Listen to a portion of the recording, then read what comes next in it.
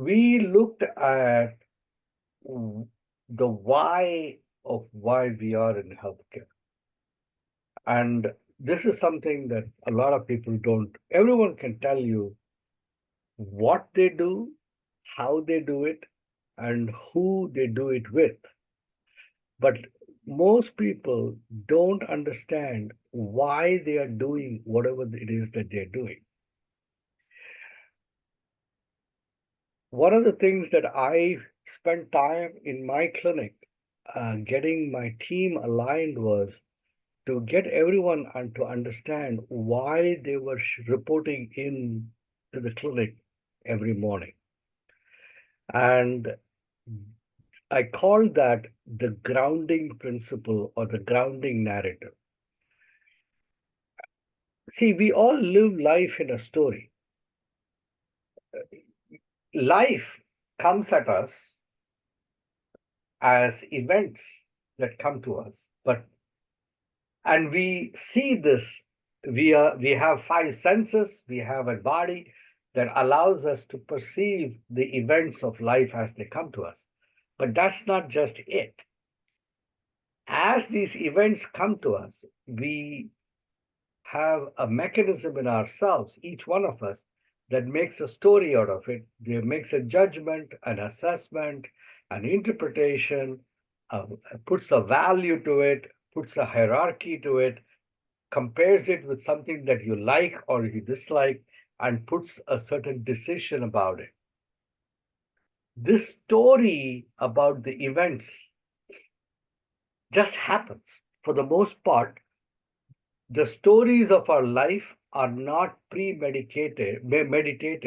They are just thrown out automatically, like so many beads of sweat pouring out of your skin, or or some other bodily emission. You don't have any control over it. The story just pops up.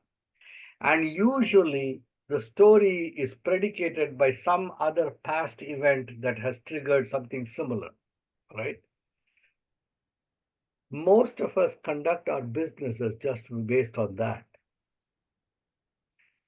Not just our personal life, even our public life, our professional life is based on all these stories. What we did in our clinic was we said, you know what? We're not just going to let any goddamn story determine who we are. We're going to determine what is the story that defines who we are. And we're going to understand what that story is. And the story we understood as who we are is the reason why we are doing this is to empower people. So empowerment became the grounding narrative. Now, by that, we made a decision.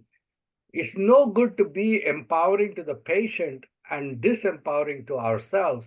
We got to find a way to empower everyone. That means in this triangle, the physician needs to get empowered, the nurse needs to get empowered, and the patient needs to get empowered all at the same time. And that means we are not going to just be happy today empowering the patient and going home completely invalidated or disempowered ourselves.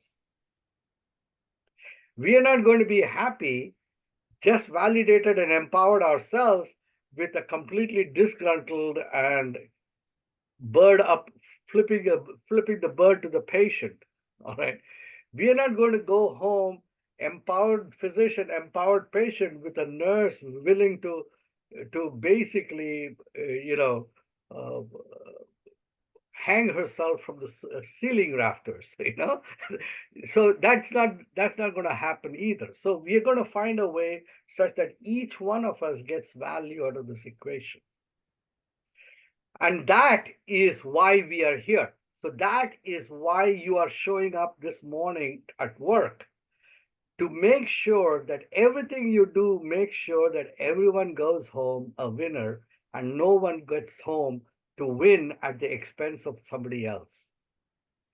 Once we started doing that, we said the only way we can do that is we decided we are going to use a policy called, I called it the Three Musketeer policy. The Three Musketeer policy is one for all for one. All right. That was, the Alexander Dumas movie, Right. or the novel, The Three Musketeers, D'Artagnan, Athos, Porthos, all those guys. Anyway, so the one for all for one, we decided that in our team, everyone works always to make sure that we watch out for the success of everyone else. To ensure that the one for all for one policy works, I stepped up and I said that, from this moment onwards, I'm going to assure you this, that no matter what mistake you guys make, I will bear the cost of it, and you guys don't have to bear the cost of your mistakes. I will bear the cost of your mistakes. Guess what? When I said that, automatically what happened was everyone said, you know what? I don't want to make mistakes because you are bearing the cost. I don't want Right. you to bear, because the one for all for one policy prevented them from making me bear the cost.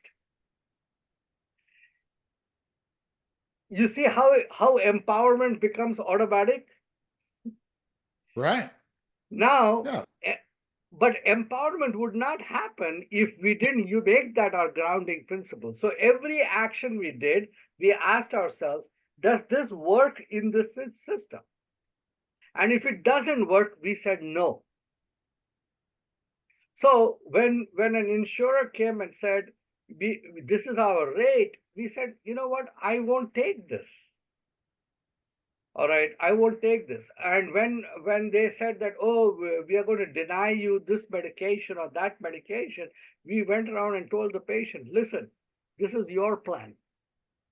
Your plan is telling you that you can't have this, and this is why I think you should have it. And here are the things. And then I got the patient to participate in defending their care. So in this way, we worked the system. As a result, we went home much more gratified. And does it actually make? See, I see 20 patients a day, and I go home happy and satisfied at the end of the day, and so do my staff.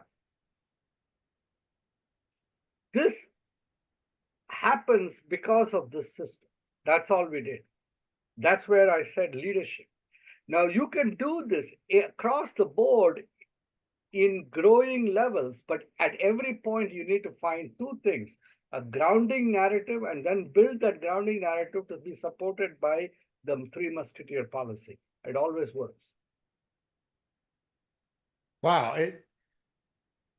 It's so simple, It is. but it takes so much.